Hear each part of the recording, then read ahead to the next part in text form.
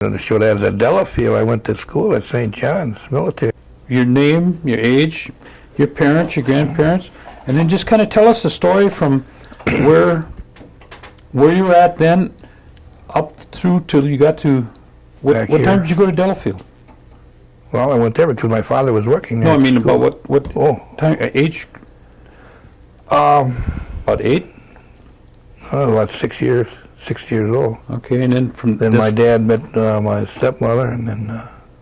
But that's where you grew up, in the Delafield area? Yeah, that's where I went to school there. Okay, then bring us up to that point, and then tell us about your experience at the military academy, and then I'll jump in from there. Then I went into the Army, and then. Yeah, let's go to the military academy. Start from this point to this point. Just kind of share it with us. How long does this film last? We got enough for 2 hours. And then he's got some extra film. John, why don't you share the, your family background in terms of, who your parents were, your grandparents, and some of the times when you were young. And just kind of give us a story about that. Well, my grandparents was John Danforth and Ophelia King was her maiden name. I never saw my grandfather. He was killed before, I guess just before I was born. And my father was John L. Danforth. And my mother was Vera Hill. They were here from Oneida. My grandparents on my mother's side was Lucius Hill, Lucius and Mary Hill. And well, I lived with them when I was a small child. I can faintly remember them. And then my parents and there decided to get a divorce, so I was moved around the state quite a bit, as far as I can recall, mostly in Milwaukee. And then when I was 6 years old, I went to Delafield, Wisconsin, where my father was working. He was the mechanic and the chauffeur for the president of the school, Colonel Farron, at St. John's Military Academy. So that's where I started my education, going through grade school there. And of course, at that time I was athletic, and I would get, from grade school I was getting up little football teams and basketball teams, and we would go up and play the midgets at St. John's Military Academy. But then when I graduated from Cushing High grade school there at Delafield, when I was 13 years old, I was given a choice of going to one of the high schools nearby or to St. John's Military Academy. And of course, maybe my father there, and I knowing the school, I decided I would take the more or less like a scholarship there. I had to play athletics for one thing, and I had to make a B average at St. John's. That was where the dean took over, where he made out my schedule, so I had to go with athletics and schooling. There we were graded every month, and we had to make our, well, in order for me to play in there athletics, I would have to make a B every month. And if I didn't, well then I would be in the dean's office, which I wasn't too much, but I was a couple of times. But I went 4 years there, and my parents moved away during that. Well, in the meantime, my father met his wife up in there with it, and that's where I have 3 stepbrothers, Hugh, Arthur, and Jim, and 1 stepsister, Ellen. But they moved on to Clinton, Wisconsin, and I stayed at St. John's and with that there, but I had to wait tables also, besides the school and playing athletics.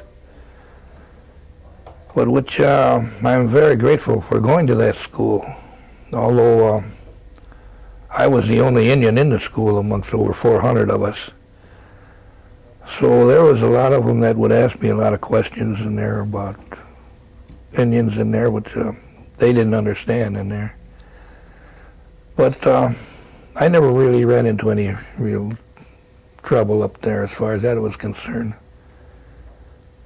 When I graduated in June of 1942, June 15th, having all this military work that St. John's provides in there with it, and the education, which I am very glad I had there, that we decided that I should go to Fort Benning, Georgia, and go through officers training there, and if I graduated from that, well then I could become an officer in the Army when I was 21. So we decided we would do that. I had wanted to go to college, which was one of my ambitions. But that being the war, going on, the Second World War, we decided to do it that way. But like I said, I was 17, and when I went down to Fort Benning, Georgia, well, my birthday is September 27th. And on September 30th, I was commissioned as a second lieutenant. And 12 days later, I was out in Fort Lewis, Washington, reporting for duty. The draft wasn't even down that low yet. But when I was given my commission, they told me I was one of the youngest second lieutenants in the United States Army on active duty at that time.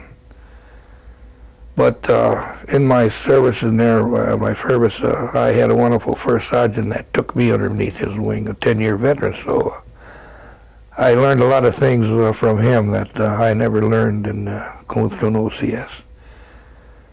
But then in my military work up there, I ended up being on New Guinea, down in the Asiatic Pacific, and up in the Philippines on Luzon, where I was wounded there, and then I came back, and I was only 20 years old yet when I came back. So, and then I never got out till 1947. March 24th, 1907, I was assigned to the Army Hospital for 2 years, 1 month, and 24 days. I can remember that real well. But during that time, maybe I spent about 6 months at home on leave from the hospital. They'd give me 30 days or 60 days after the operations.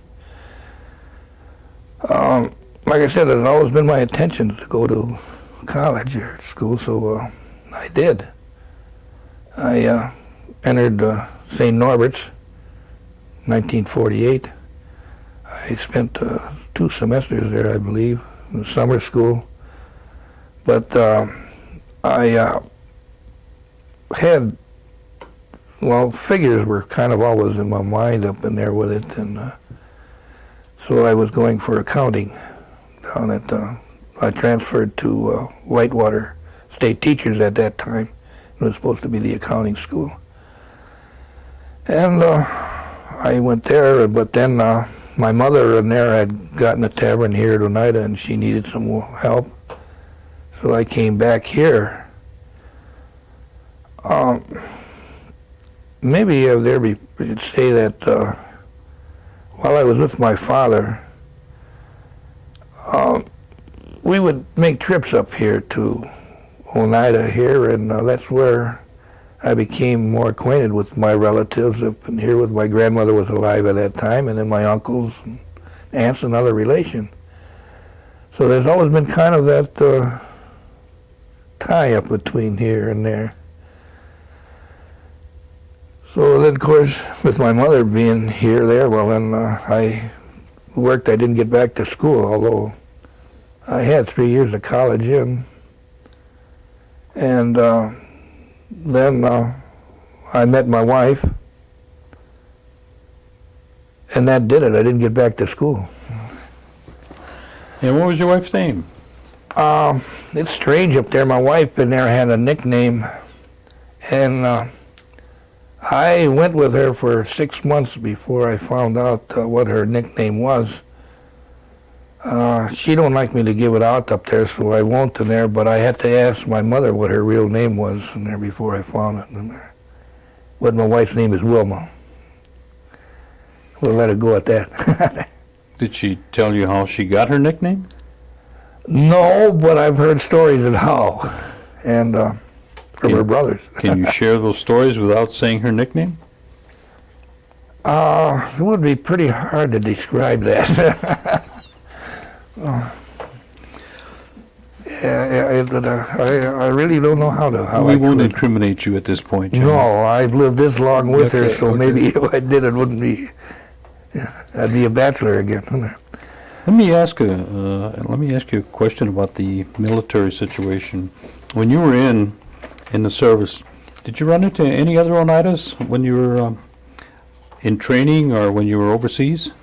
You know, I never did. Not one.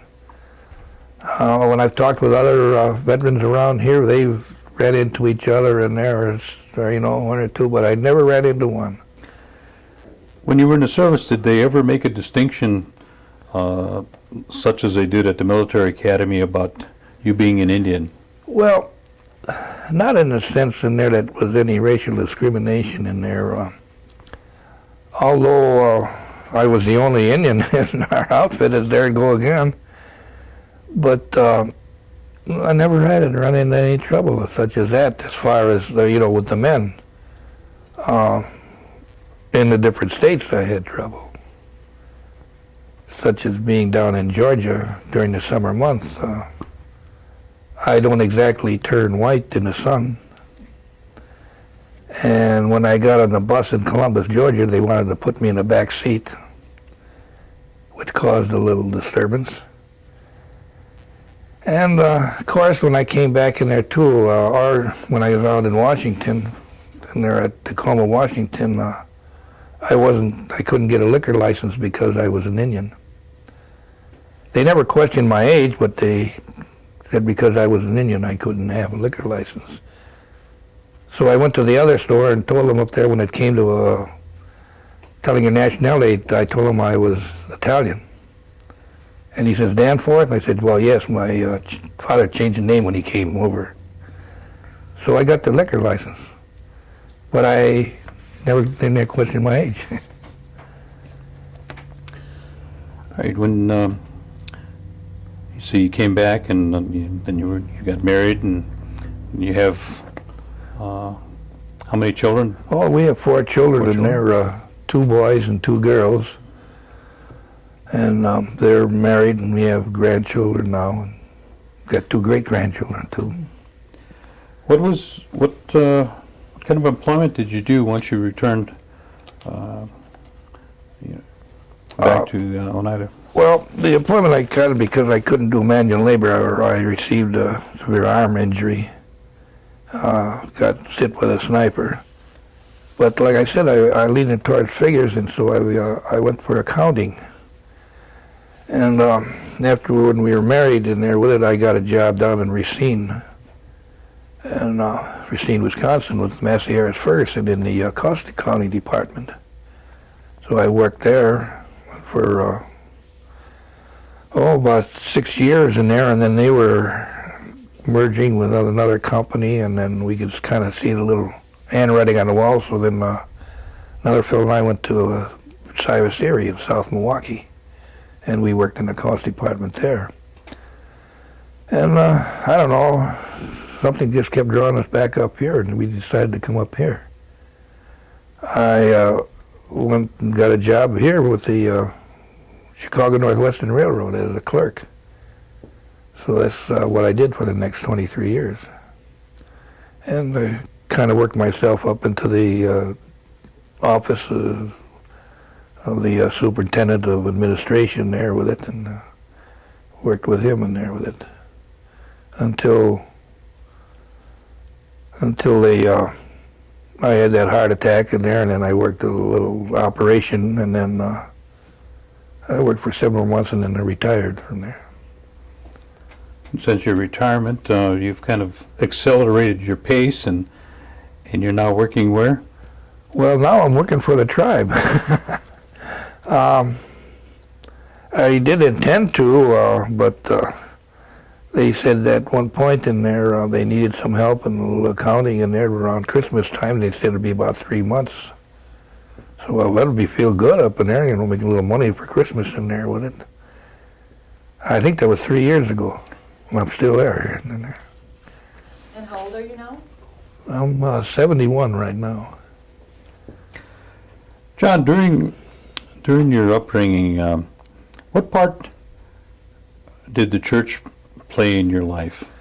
Oh, well, I gotta go back to when I was 8 years old and actually really started. There was a church there right next to St. John's Military Academy, a little church, a little red church on top of the hill. St. John's Chrysostom it was called. And my father sent me there, said I should go to church there, which was right next to St. John's, and we were living on St. John's at the time. And the priest there started Sunday school there, and the next thing in there, well, he asked me to be a server.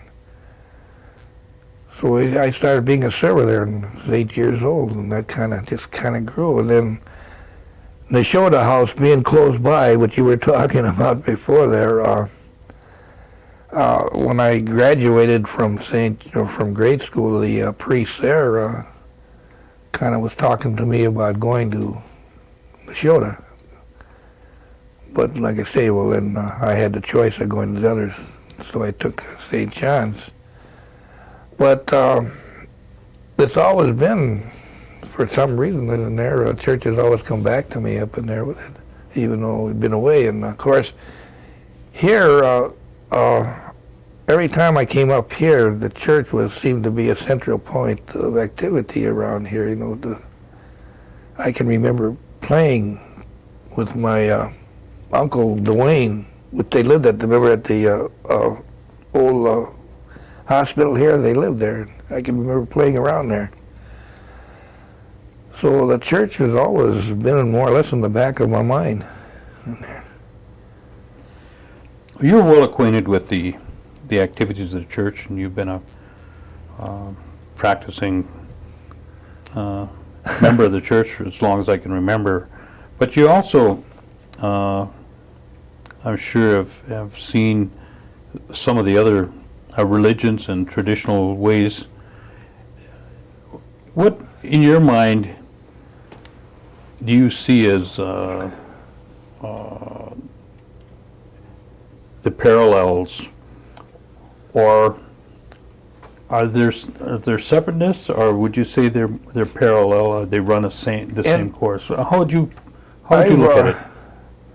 I seen that before when I worked up there with the church. There's a parallel between the Indian tradition and Christianity. Christianity believes in God. The Indian has the Creator. To my mind, it's the same. It's only taken different paths. Some of the ceremony rites I would say, was kind of the same. The traditionalists in there, the Indian up in there, such as tobacco, the smoke, carrying the spirit up to the Creator when he dies. The Christian in there with their incense and their purifying the air around the altar in there with it. That's one aspect up in there with it, and the angels taking the spirit of the body in there up to heaven, wherever that'll be. To me, there are a lot of parallels to it. Not only with my own tribe here, but when I was traveling to these other different tribes, when I was with the National Council on Indian Work, I could see that up in there too. That a lot of it parallels in there to it. I can't say which is the best up there or anything such as that. It's just that what you believe in. I still believe in some of the traditional works in there too. This is kind of a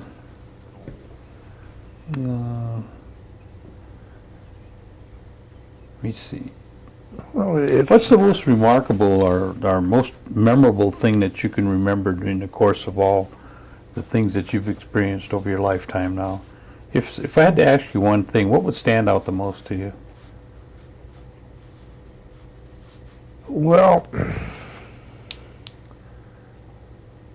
I would say there'd probably be about two things in there that would be what mostly would stand out in there with me as far as I would say would be the education that I received from St. John's Military Academy. You know, working athletics and the education, because I wanted to go into athletics when I was going to college and afterwards, but I couldn't because I was wounded up there and I would never be able to do that again. But the education that I received at St. John's helped me so much up there when I went to college, that some of the things that the courses that I had in college, they were giving me at college, I had at St. John's. So that, I think it gave me that much advantage in there for it. The second thing I would believe up in there would be my marriage. That really didn't think about it, really, you know, being married in all those years, but then in there, being married up in there, and then with the family I have,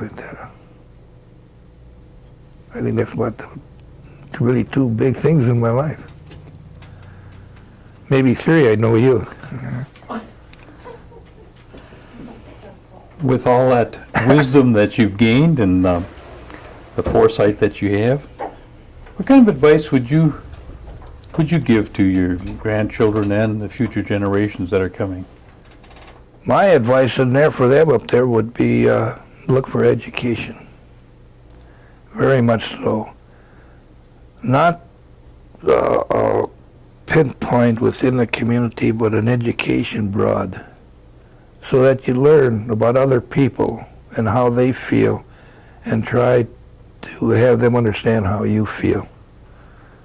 To me, that would be one of the biggest things in here that would help our people. Now, if you had to express what it means to be a member of the United Nations to them, how would you express that to them? I would say to them up there to be proud of what you are. Not as a stepping stone on somebody else, but to be proud as an individual and proud that you are in the United Nations. Is there anything else that you'd like to share with us? Well, I guess mostly, maybe I just said most what I would like to have them do is education, learning to work with other people, regardless of what they look like, what color, anything in there. I've done that all my life, and I've instilled that with my children, and I hope that the other generations will do the same.